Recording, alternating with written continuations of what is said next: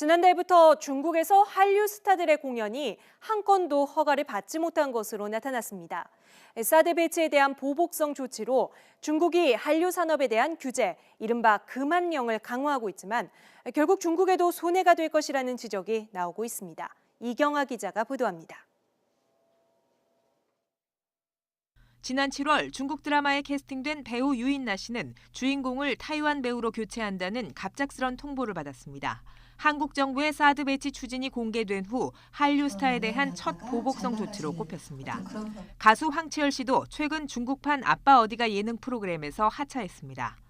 그동안 소문과 추측이 무성하던 중국 정부의 한국 연예인에 대한 활동 규제, 이른바 금한령이 수치로 확인됐습니다. 중국 문화부는 지난달부터 한국 스타들에 대한 중국 공연을 한 건도 승인하지 않고 있습니다.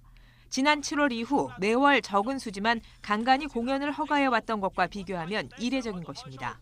정부 승인 전에 한국 아이돌 그룹의 공연을 추진했던 한 중국 기업에 대해 중국 정부는 벌금에 배상금까지 물렸습니다.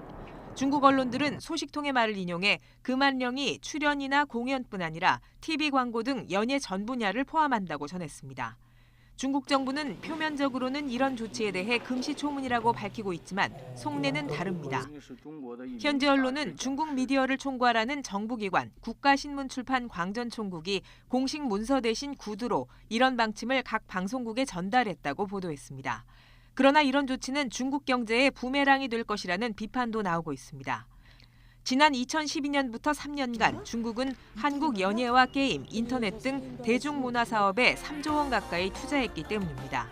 중국과 대규모 투자 또는 합작 사업을 진행해온 SM과 YG 등 주요 기업들은 중국의 금한령이 본격화한 지난 7월 이후 주가가 큰 폭으로 떨어졌습니다.